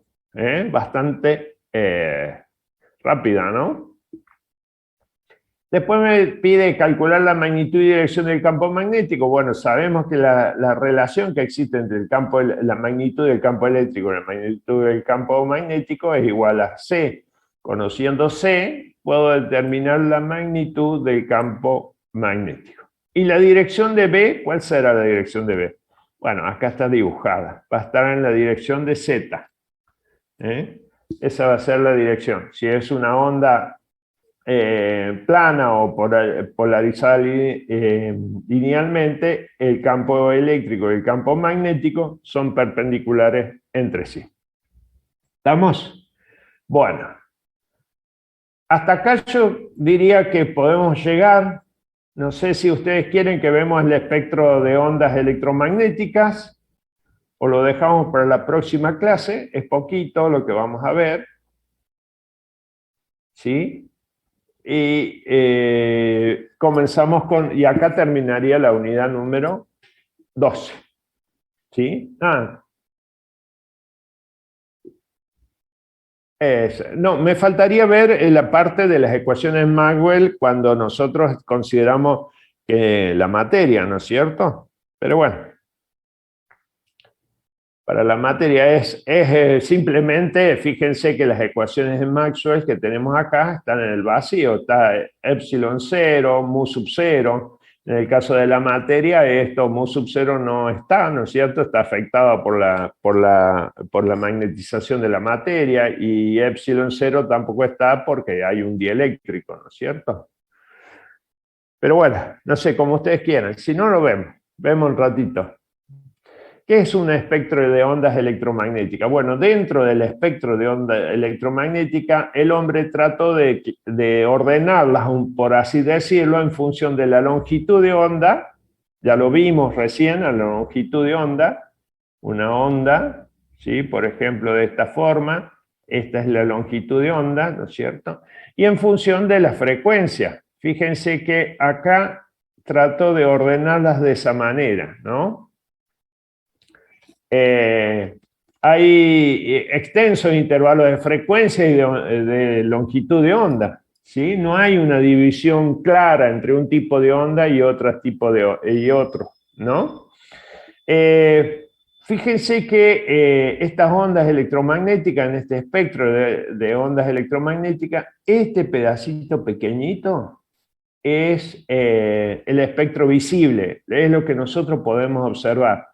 Esa línea chiquita es el espectro visible. Ese espectro visible anda en una longitud de onda de aproximadamente 400 nanómetros a 700 nanómetros.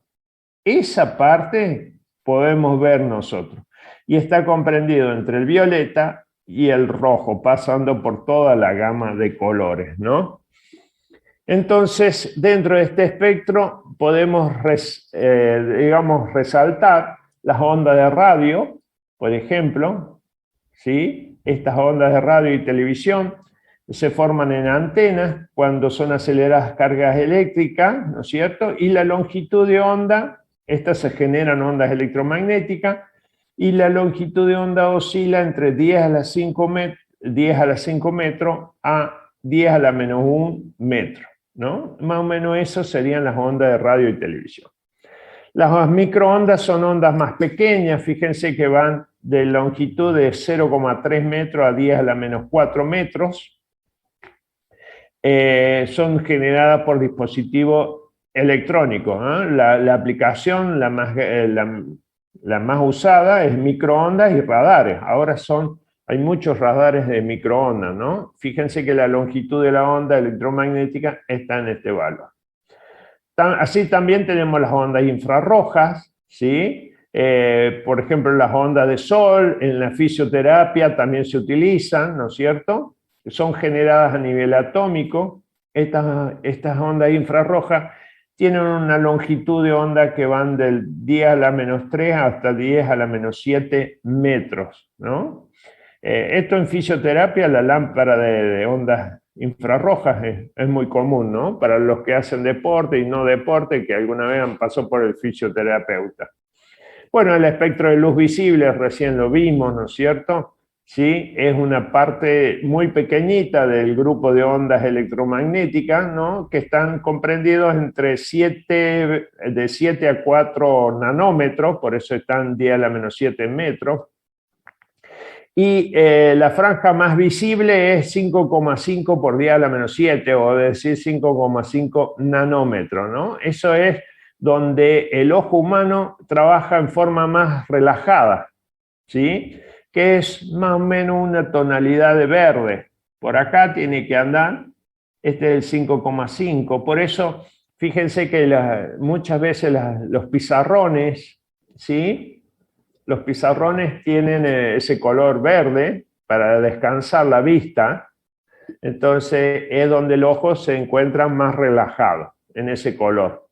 Incluso las pelotas de tenis, que bueno, inicialmente las pelotas de tenis que iban a alta, van a alta velocidad o alta rapidez, tienen un tono verde ahí para que el ojo humano lo pueda distinguir, ¿no?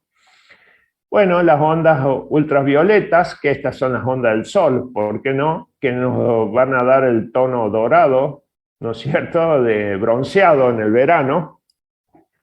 Estas ondas ultravioletas están alrededor de los 4 por 10 a la menos 7 metros hasta 6 por 10 a la menos 10 metros. Estas son, digamos, las longitudes de onda, así como puede ser el tono bronceado de la piel. También son muy perjudiciales en algunos casos, en alta exposición. También para la parte de la vista, ¿no? Por eso recomiendan utilizar muchos anteojos con filtros solares, ¿no? Para que no afecte tanto a la vista, que pueden generar cataratas en los ojos, ¿sí? E incluso a los niños, a los menores de edad, también se les recomienda utilizar anteojos con filtros solares, ¿no? ¿Qué otra cosa le iba a decir? Bueno, estos rayos UV también afectan mucho a los plásticos, sobre todo en la industria. Fíjense que los plásticos descubiertos con el tiempo se van degradando con los rayos UV. Los rayos X, esto para sacar una radiografía, ¿no? Los rayos X tienen aproximadamente 10 a la menos 8 a 10 a la menos 12 metros, ¿no es cierto?, de longitud de onda, ¿no? Estos se producen por cargas eléctricas frenadas, ¿no es cierto? De esa manera se están produciendo los rayos X. ¿Qué otra cosa? Los rayos gamma.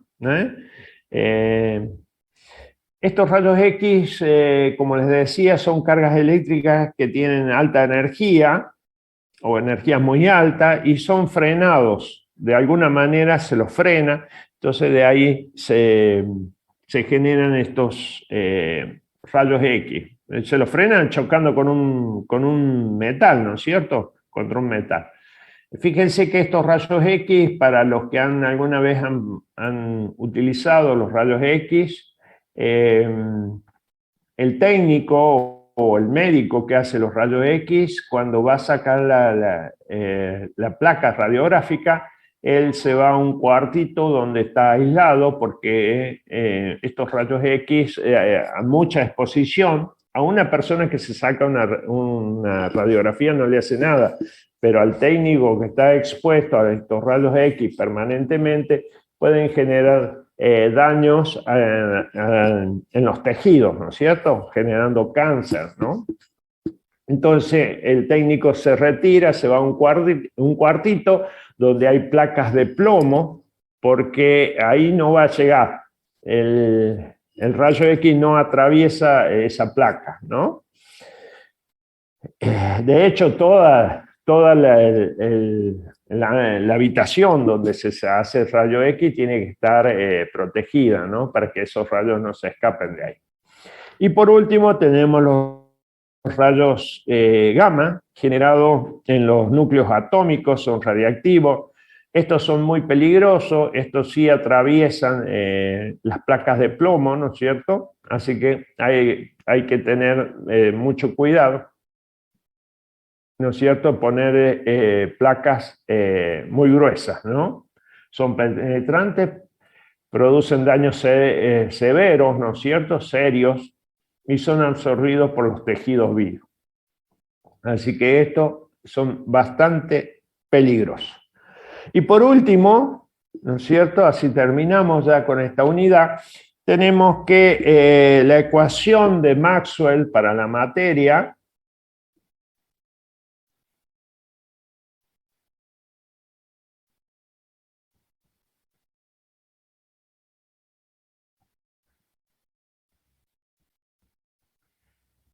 ustedes recuerden que cuando nosotros trabajamos con capacitores,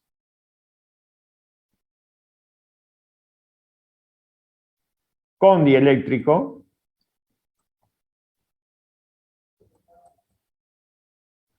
¿sí?, nosotros teníamos una constante del dieléctrico que aumentaba la capacitancia del capacitor en el vacío. ¿Está bien?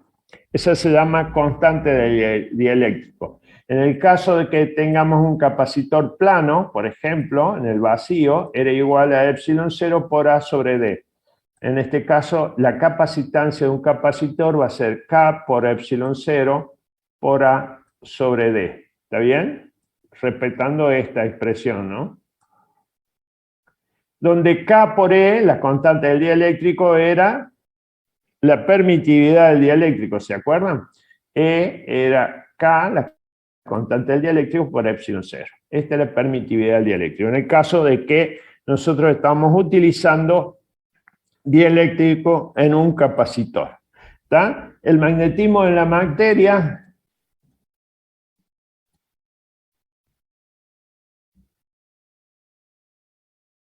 también lo vimos, ¿no es cierto? Magnetismo de la materia, también lo vimos.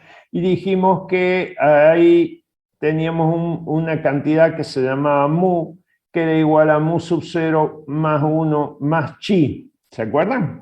Este es chi, susceptibilidad magnética. Esta cantidad 1 más chi, nosotros la llamamos K sub m, que era la permeabilidad relativa, y esta la permeabilidad de magnética, ¿no es cierto? Permeabilidad magnética. Entonces, en este caso, nosotros tenemos que mu, la permeabilidad magnética, es la permeabilidad relativa por la permeabilidad del espacio libre, ¿no?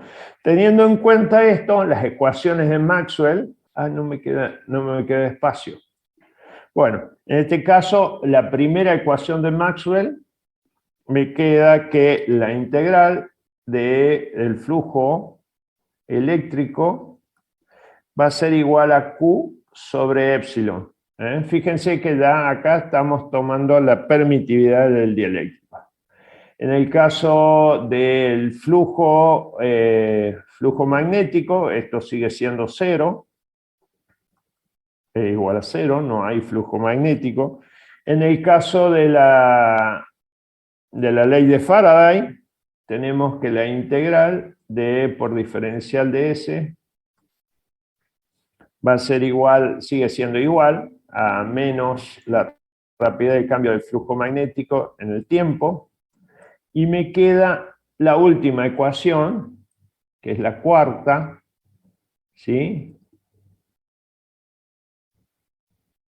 La cuarta, ¿cómo era? La integral de B por diferencial de S, es decir, la integral de línea, el producto escalar B por diferencial de S, un diferencial de trayectoria, era igual a ¿qué?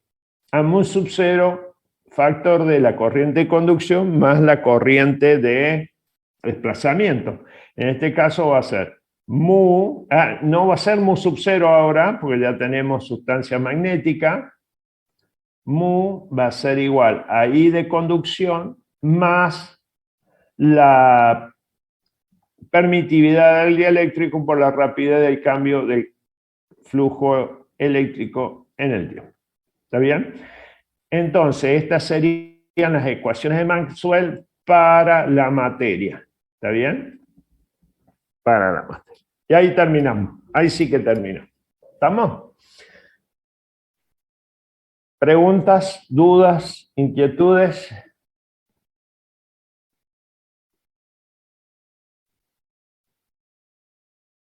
Bárbaro. Fíjense que acá cambiamos, cuando tenemos materia estamos cambiando, ¿no? En el caso que tenemos dieléctrico, por la permitividad del dieléctrico; en el caso que tenemos magnetismo en la materia, tenemos permeabilidad magnética. ¿Estamos? Fíjense, comparados con esto, estas tienen el cerito. Bueno, por supuesto, más allá que el cero hay un concepto, ¿no? Estas para el vacío, estas son las ecuaciones de Maxwell para el vacío, y estas son las ecuaciones de Maxwell para la materia, considerando los dieléctricos y el magnetismo de la materia. ¿Estamos? Muy bien, entonces terminamos esta unidad. Y yo estaría en condiciones de decirle que se tomen el 22 como Día del Estudiante, y nos volvemos a encontrar ¿cuándo? El 29. Que pasen un feliz Día del Estudiante. Nos estamos viendo el 29 con la unidad número 13. Gracias, profe. Una Nos vemos. una Muchas gracias, pequeña profe. contribución del profe. Bueno, buena Gracias, semana profe. para todos. Cuídense. Nos vemos. Igualmente, buena semana para todos. Sí. La primera Sputnik y la segunda Moderna, y que me cayó muy mal. ¿Ustedes no? ¿También? Buenísimo. Sí, pero igual hay que seguirse cuidando, ¿no? Bueno, que tengan buena semana. Chao, hasta luego. Suerte.